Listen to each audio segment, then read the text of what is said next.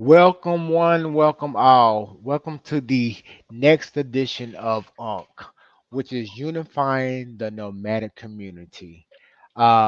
Just want to expound on what nomadic is. Nomadic is living the life of a nomad, wandering. How many of us as black men are just wandering in our community and society with no type of purpose, just aimlessly?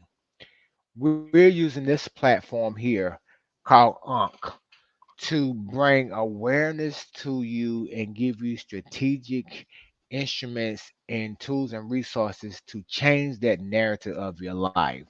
My name is Grayson. I am your neighborhood SAYS, that self awareness implementation specialist.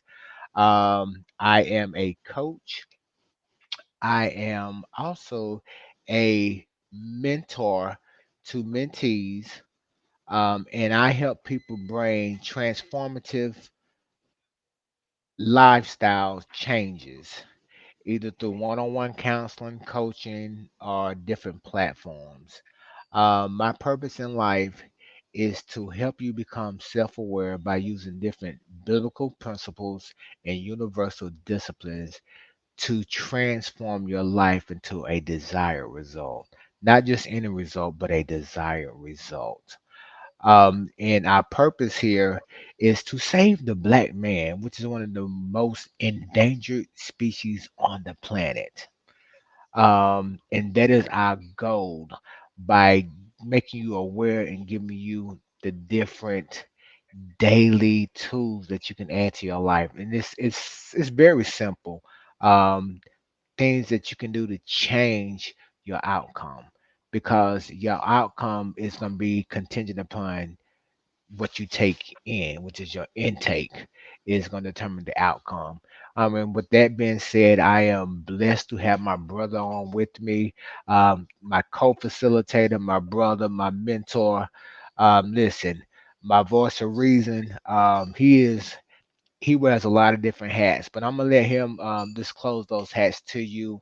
Y'all welcome my brother, Mr. J Dunlap. Good morning, good morning, good morning. How's everybody doing? Praying everyone is well. I'm Jay Dunlap, as my cohort spoke of.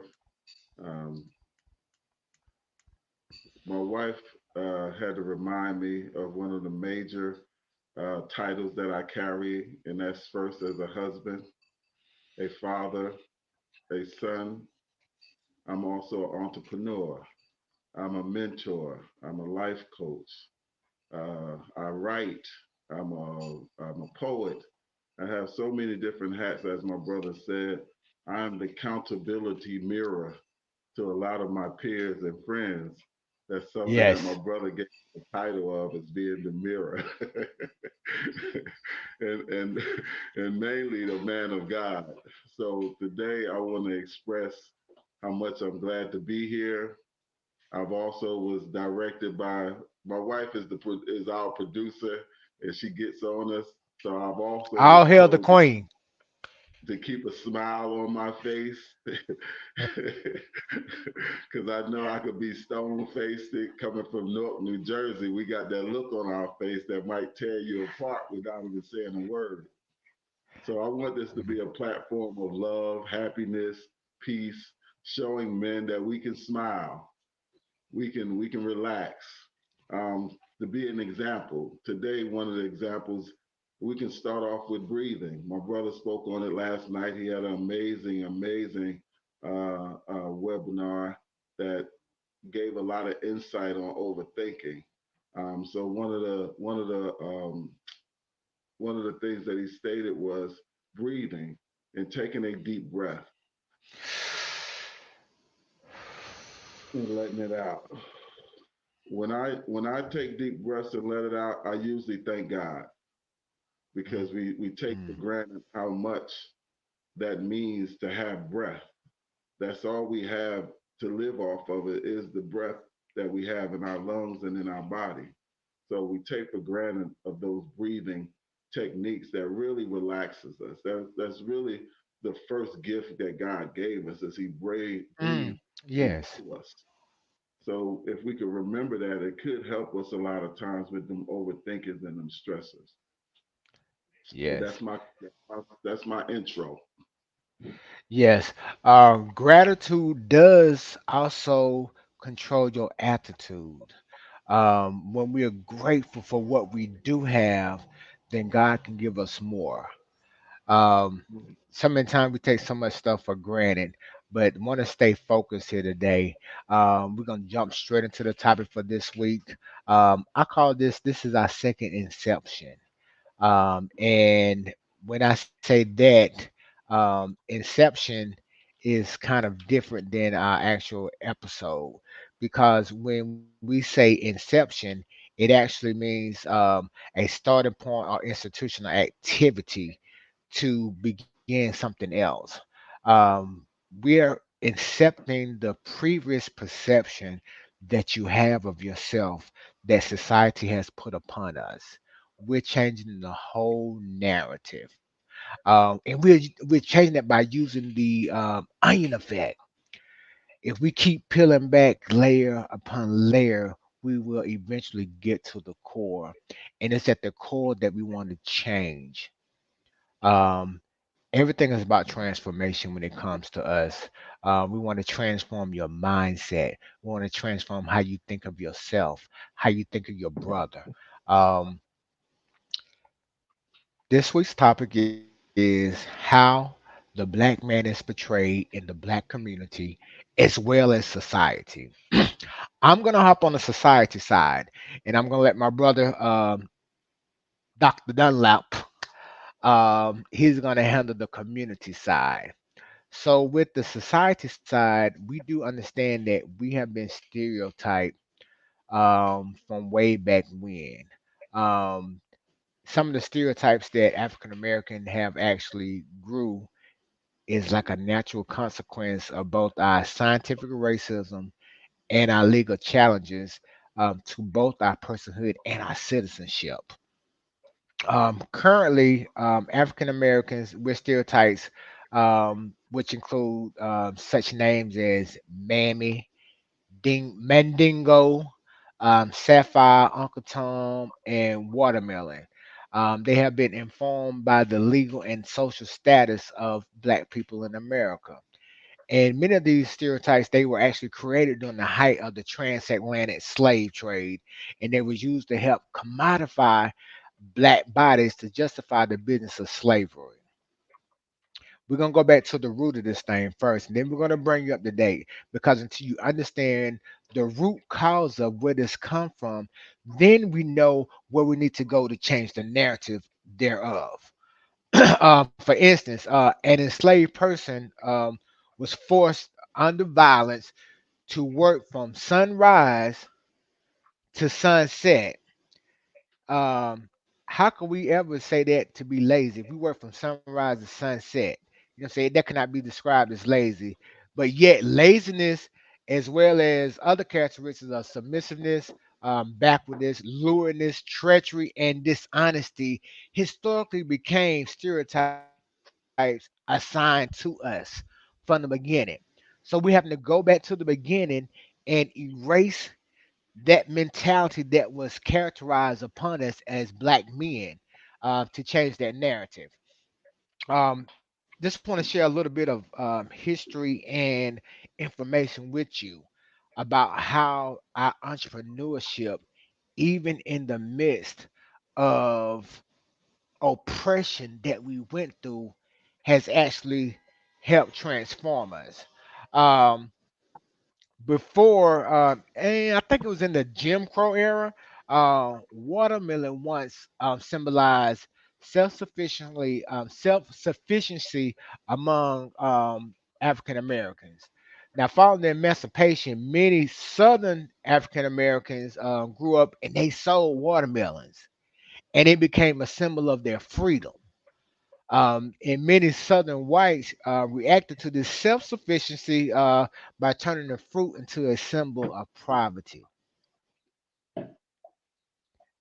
Did y'all catch that?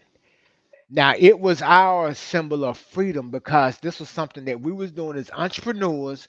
bringing something to the table for our family, our home, and our communities, and they changed it to a symbol of poverty. Watermelon came to be symbolized a feast for the, and they changed the whole perception of it, so it became a actual um, symbol to feast for unclean, lazy, and childlike, and they used that to shame the black watermelon merchants.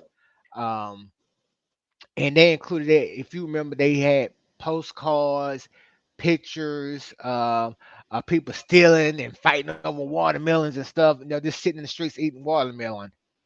Um, and also, they always showed us that we don't use our hands to eat watermelons. And when you really eating some good watermelon, it can become messy. So without using tools, spoons or forks, or utensil, it made it impossible for us to actually eat that, which made a mess. And therefore, they branded that as being a public nuisance. And they have always connected our blackness with criminality, which has led to a lot of discriminatory policies and court rulings that have culminated in the increase of black male incarceration today. It is used to be our image, if so to say. Back then, we was known as brutes, something to be feared or reckoned with, or something, that was actually not um, as savage. But now in the 21st century, they have labeled us as thugs. Again, they have connected our um, criminality and black masculinity. Um, and that today brings us to how law enforcement agencies use deadly force on black males allegedly considered to be suspects are persons of interest. That's their key thing, and they often target our us as being the victims. They use things against us for as our criminal records, our physical appearance, or even our misperceived attributes to justify how they treat us and even how they unlawfully use us as death. But we as UNC are unifying the nomadic community. Our main goal and purpose is to transform the perception of black men and boys. And once you understand that, it all happens within the mind. Our brain is the power of perception. And that is our main goal here is to change your perception of who you are and how you look at yourself first. It must first happen within before it can be an external reality. So it's a lot of things that we got to dig up and get to the root cause of. And that's what we're here for. We're actually working on some curriculums and some webinars where we'll be able to help our fellow brother in accomplishing just that. Black men and boys, we actually face a lot with this country, with a lot of contradictions. Both the hopes and the fear are real. Both of them, hope and fear, they are real. But we can also reach every pinnacle of success that our country has to offer. Now, even though we also face with some obstacles which are unique to them as they work towards us in different aspects, depending upon what sector of life or the streets that you're from. Uh, but it all helps us to work towards success. That's my take on society and what we're actually aiming to do as black men helping black men. It is so prevalent and it is so needed in such a time as this. It is very much needed in a time like this. But that's my take on society with the aspects and the tools and resources to change that. Be looking out for this curriculum that's coming out. I think it's what is it, JITS? What's the definition of JITS, brother? Oh, you caught me off Joint guard. inte- Joint Integral Group Training. That's it. JITS. Right. That's We help correct. you to grow from jits to gents. Thank you, Lord, for that, for bringing Yes, back to yes, my yes. remembrance. Brain We actually working on a curriculum with that. When I say this is going to be a movement, we taking this thing worldwide, not just nationwide, but worldwide. This is something that we need for empowerment for us. With that being said, I'm gonna turn it over to my brother Jay so he can hit the community aspect of it. We're gonna bring this thing together. Jay, it's in your hands. All right. I'm gonna give y'all a little something from Jersey. Bless it, beloved. That's my little cousin. That's what he say to me every time he see me. That type of love. Um, I'm glad to be on the topic of neighborhood. I have a lot of information on history as well, but neighborhoods is what I come from. That's me in and out. My lessons, my scars, my scrapes, my bruises come from being in the streets and being misunderstood as a young man and growing up and having to learn and coordinate through life without the lessons of having that male figure in our lives. And sadly, um, from from the history caused us to lose a lot of our father figures, male figures in the household. And just as he stated, that was something that was, coordinated. The system really coordinated that to take us out of the homes. When you separate a family, when you allow a man to have a child, and then you take that man and you ship him over here next door to another plantation, and he has to impregnate a woman over there just to breed a big strong buck to work, that continues that cycle. That's that generational Mhm. curse. But we are here at UNC to break them curses, to break that generational curse that has Yes. been placed in our communities for decades. So this is what we coming with. A man figure in the neighborhood is extinct. We're either addicted, or people don't realize the addiction of being a drug dealer. The addiction to money drives you in a way that now you're just as worse as your habit is. You have habits. You're an addict as well. So now you're coming from a place where you don't take care of your family because you're so eager, and you don't understand the process because a father figure has been taken out of the community. We're seen as extinct. We're not seen in a family or a household. Most of the time, when you go into the school systems, you see women. Most of the time, when the parent comes in for parent conference, you see the mom. You don't see that man figure. Me, as a representative of a positive vessel, I, I work on imitating that. I work on representing my father. My father is the ultimate creator. We are responsible to represent him in a character that represents power, strength, understanding, love, patience, kindness. All these things are something that we are instilled with, but we ignore them because of the societal pressures that man is put through. When I started off, I introduced myself with several titles that are just what they are. They're titles. But God doesn't see me as a title. God sees me as his Mhm. child. And we really have to start looking at our kids not by their actions, but by who we pour into them to be, who we let them understand they was created from. This generation has lost the understanding of who God is even is in their life. I grew up, I can't say but majority of the generations where we come from grew up with grandma going to church, aunties go to church. Even though it may Right. not have been your realm of that to go, you still understood going to church was something connected to God. You knew even in them Yes. streets, even in them bad areas that you had to crawl out of, you still knew grandma said pray.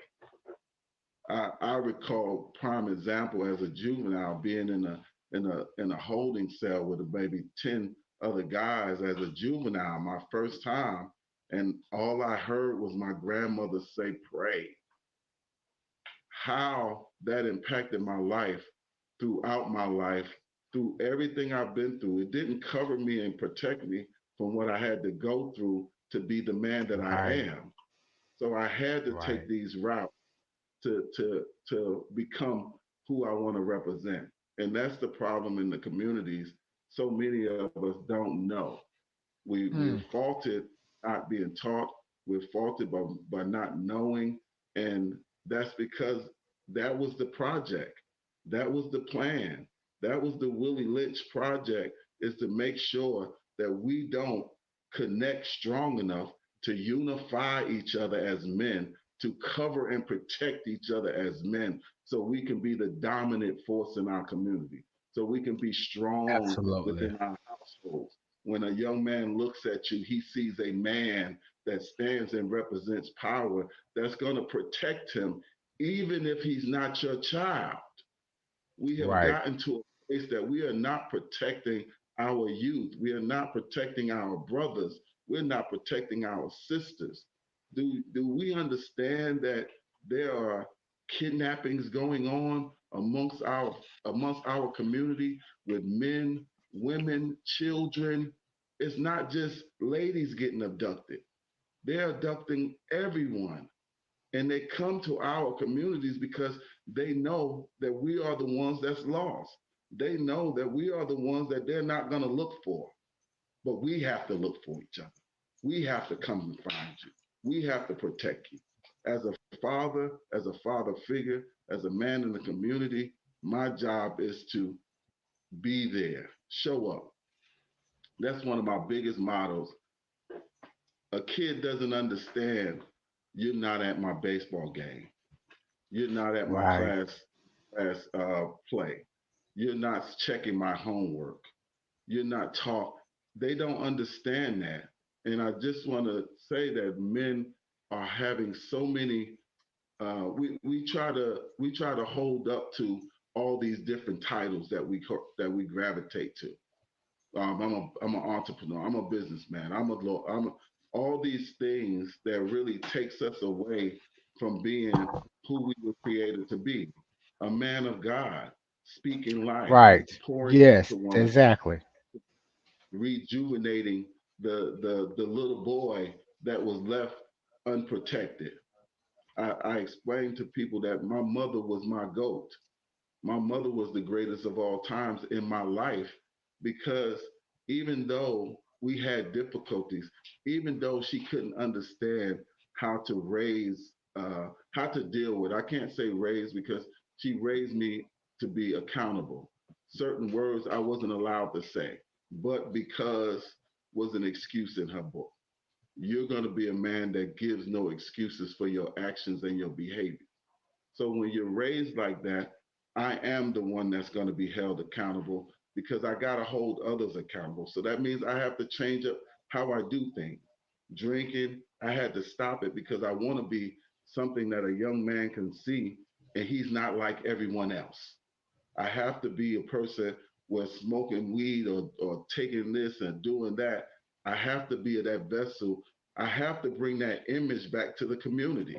And that Right. image of Right. a strong man, we had that at some point. Everybody wasn't doing this and doing that. You had a lot of hardworking men that went to work, came home, took care of families. We have gotten so lustful. Society has put us in a place that Yes, this sir. is the area that we thrive in as a man. Because I have several different women, that makes me a man. I'm cool. No, in reality, that makes you weak, because your insecurities is what is promoting your lustfulness. If you're Right. not, if you're more secure in who you are, you're less lustful to have so many different women into your life. And we're giving that to our young. That's a rite of passage. We don't even realize when a kid comes and say, Dad, yo, you having sex? Yeah, man. We don't explain to them how dangerous it is, because you're creating soul ties. You're Yes. creating baggage. at an age where you don't even understand who you are, what's your purpose, where you're going. So now when it's time to go off to college, you don't even want to leave her. Right, You right. take a job at McDonald's because you lost all interest in becoming something. And that's something that we lose as fathers, not being there, not And having that. brethren, that brings us to another part. I just want to piggyback right there where you're at. And the reason why we have those issues because of different areas that we as men are not healed in. So we have to not only deal with the stigma, but we have to actually learn how to heal from those spaces and places so that we don't keep creating that for our younger generation. Because we And were never protected. That's because we never was protected. We always was built and taught to be protectors, but never having that covering to protect us because that connection with God was extinct. You know, it was that's taken good, away bro. from us to the point. That's good. When we came to this country, we had our own spirituality. We were able to chant and worship. Then when we was brought here, we was given something to control us. And God was Right. never supposed to be a controlling mechanism for the masses. That's why he gave us free will. Free will gives us that right to choose him, not be forced. Choosing God is different than someone giving you a religion that was never meant for your people. We lost all that. We had a true relationship with God. We talked to God. We meditated to the point where we heard the voice telling us which direction to go when we're running and trying to escape slavery. So when you can go that deep to the point where it guided us on a path to free millions of slaves, how do you come and take on something that has taken us away from that relationship? We have a more stronger relationship with the church and the pastor than we do with God.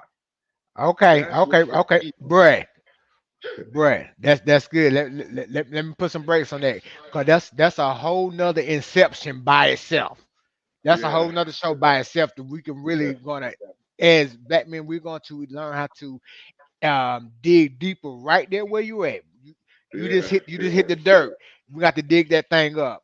That's yeah, something that yeah, we're going to be talking about in listen, we can go a whole nother hour on that yeah, part by itself. yes, By yes, itself. But yes, man, listen, I am I am so ecstatic to the platform that God has given us to not only teach but to share our life experiences to help our brother man be transformed into the correct perception and identity of who we are. We stand on the African American male theory. That theory posits that African American boys and men are born with the innate desire for self-determination and with the unlimited capacity for morality and intelligence. It also helps us embrace the resilience that opposes with deficit paradigms, thinking, and practices that we are chosen. yes, sir, yes, We sir, are we are God's chosen. yes, yes, yes, And I don't want people to get it misconstrued. We are talking empowerment. And any young man, whether they black, white, Mexicans, Spanish, it don't matter your color, creed, or your nationality. We're here to assist you. But our main objective is the black man. That's our number one priority. We're helping all men. But our main objective is to empower the black men because we are the endangered species. With that being said, bro, do you have any lasting words that you want to say before we close out this session? Listen, yeah, this thing is getting deep. It's getting deep. yeah, yes, yes. I wonder. read a letter to my son. You know, and this is Okay. to all sons. This is as an uncle or a father to Come on, my bro. son.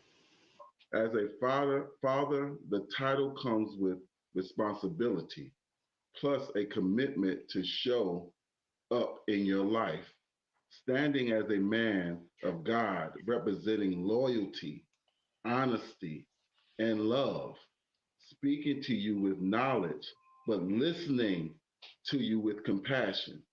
As your father, I will be dedicated to teach you righteousness governed by God's guidance.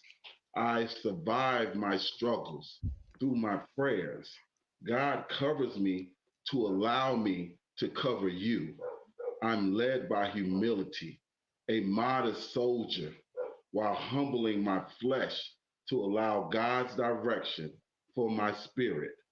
As a man is created in the image of our Father, God's invested into our souls through the birth of life. The molding of a son's integrity begins with that bond that's formed between father and son. That relationship breathes life Mm. into the foundation of manhood. He has to start with manhood and that breath.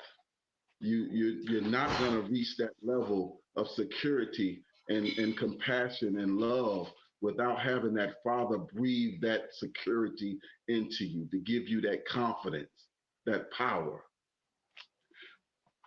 Yeah. That's Listen, that, brother. that's a mic drop right there. That's a mic drop Yes, right there. We don't need to add none or take none. That's a mic drop right there. And I'm telling y'all, this thing is growing. You got to reach out to your fellow brother. Let them know that what we're doing here at UNC, that we're changing the narrative of what the black man is yes, that yes, society yes, has put upon us. We changing yes, mindsets. Do you hear me? We're changing mindsets. With that being said, I want to thank everybody for coming in today, for watching this. Remember to like, share, and follow us as we go through this path called life. And we thank you all yes. for joining us. Thank you, Until the thank you, next thank time, you all be blessed. you. Be blessed, be blessed. Love.